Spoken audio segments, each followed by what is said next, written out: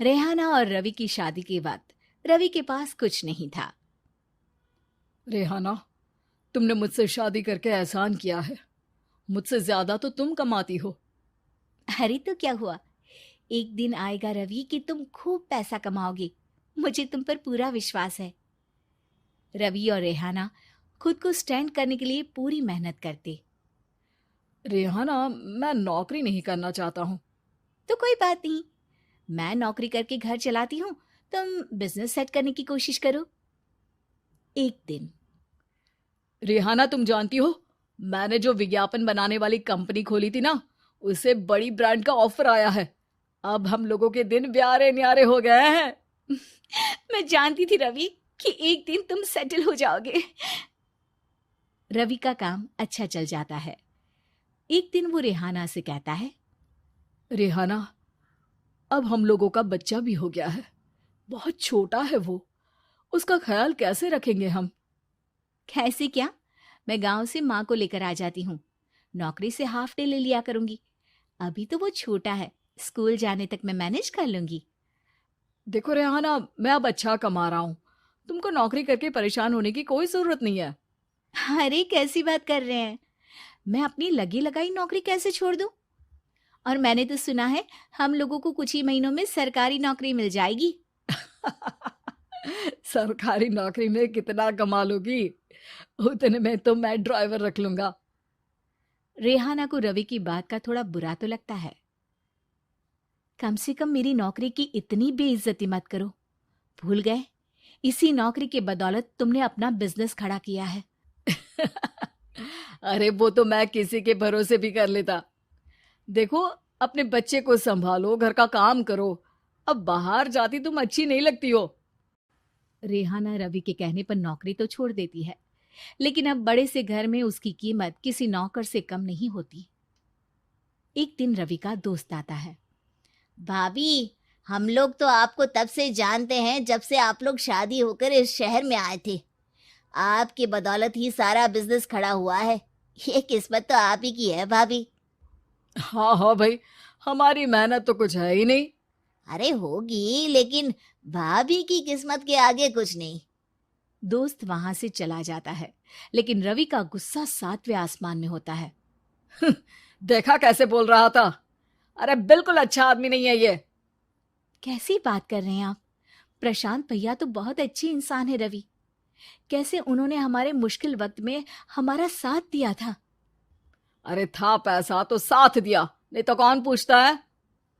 रवि का व्यवहार पैसा आते ही अलग हो गया। वो बंदे को बंदा नहीं समझता। घमंड से घिरे रवि ने तो एक दिन हद ही कर दी। रेहाना, मैं अब तुम्हारे साथ नहीं रह सकता हूँ। क्या क्या बकवास कर रहे हो रवि? क्या कहना चाहते हो? और क्यों नहीं रह सकते तुम मेरे साथ?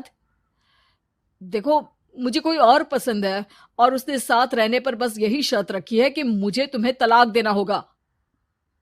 रेहाना, जो कि एक स्वावलंबी महिला थी, उसने बिना देर किए रवि को कह दिया, कोई इश्यू नहीं, मुझे पैकिंग में 4 दिन का वक्त लगेगा, लेकिन तब तक मैं तुम्हारे साथ नहीं रहूंगी।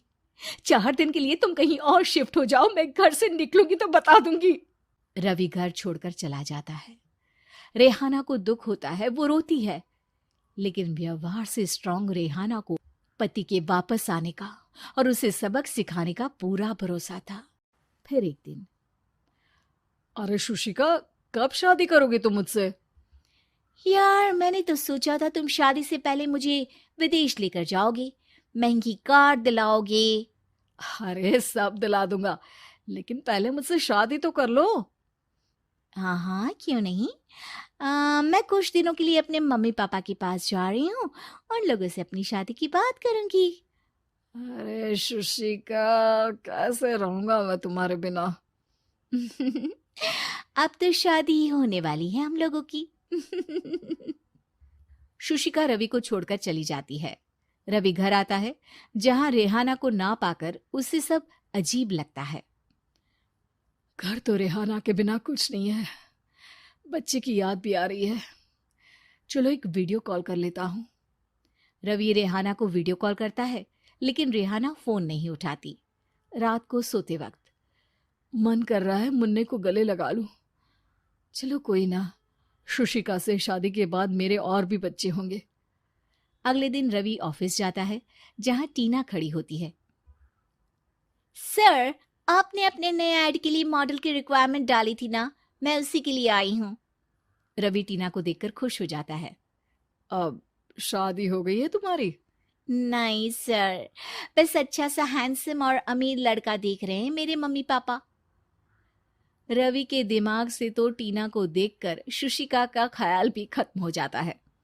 अरे यार, ये लड़की मिल जाए कितनी सुंदर है। शुशिका तो इसके आगे कुछ नहीं है।